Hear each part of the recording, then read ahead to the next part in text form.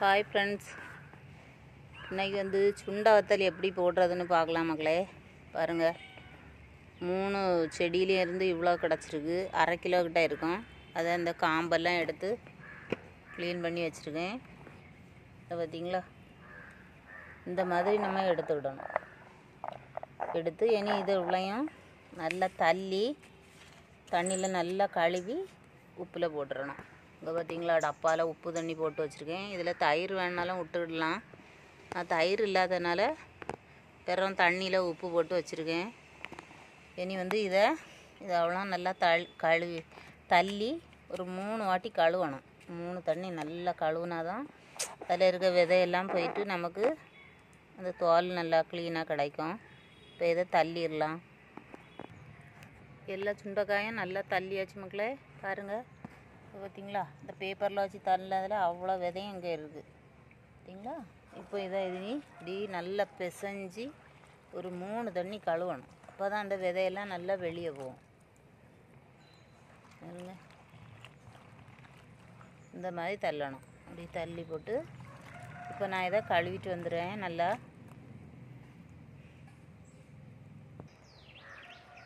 பாருங்கள், நல்லா கழுவியாச்சு. 3 தண்ணி விட்டு கழுவிருக்கேன்.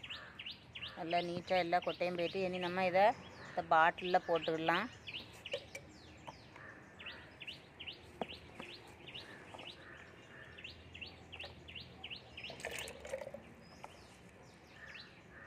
கொஞ்சம் கொஞ்சமாக எடுத்து இப்படி போடணும். நம்ம இதை ஸ்டீல் பாத்திரத்தில் போட்டு வச்சோன்னா, அலுமினியம் அதில் எல்லாம் போட்டோன்னா ஒரு மாதிரி இரும்பு கரை மாதிரி வந்துடும். இப்படி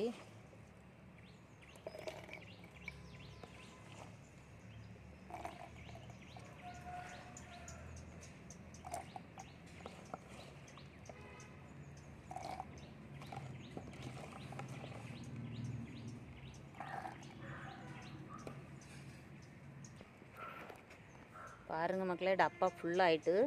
இதில் இனி கொஞ்சம் தண்ணி விடணும். தண்ணி விட்டு உப்பும் காணாது. நான் டப்பா நிறையாதுன்னு நினச்சேன், நிறையா இருந்திருக்கு. பாருங்கள், பார்த்தீங்களா, தள்ளுன இடத்துல அந்த விதை பேப்பர் போட்டு க்ளீன் பண்ண காம்பு கழுவிட்டு இப்படி தான் மக்களே. இனி இது வந்து கலர் மாறும். 3 நாள் அப்படியே இருக்கணும்.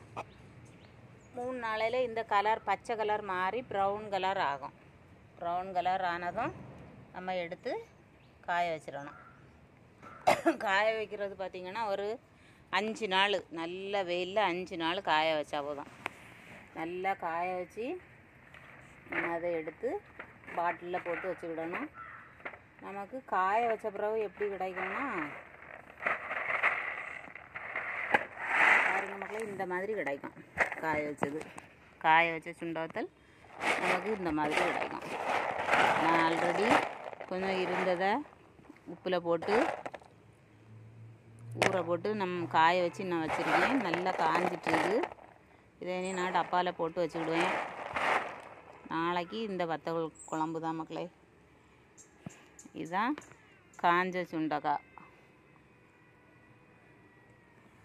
நம்ம பச்சையாக வைக்கிறதுக்கும் அந்த இது காய வச்சு வைக்கிறதுக்கும் நிறையா வித்தியாசம் உண்டு. இது நம்ம தயிரில் போட்டு வச்சோன்னா இன்னும் டேஸ்ட்டு நல்லா இருக்கும் மக்களே. அப்படி பார்த்தீங்களா, சுண்டை வத்தல் செடி ஆனால் நிற்குது. பின்னாடியும் ஒன்று நிற்குது. இந்த 3 செடியில் உள்ளதும் தான். இவ்வளோதான் மக்களே சுண்டை வத்தல். வீடியோ பிடிச்சா லைக் பண்ணி ஷேர் பண்ணுங்கள் மக்களே. பிடிக்காட்டாலும் ஒரு சப்ஸ்கிரைப் பண்ணிவிட்டு அப்படியே ஷேர் பண்ணிவிட்டு போங்க மக்களே. தேங்க்யூ.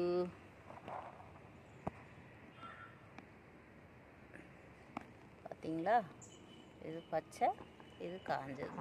வீட்டில் போட்டால் இந்த மாதிரி ஒரு பாக்ஸில் போட்டு வச்சுட்டேன்னா நமக்கு வெளியே சிந்தவும் செய்யாது, ஒன்றும் செய்யாது, அழகாக காஞ்சிரும். நீங்களே இதே போல் ட்ரை பண்ணி பாருங்கள் மக்களே.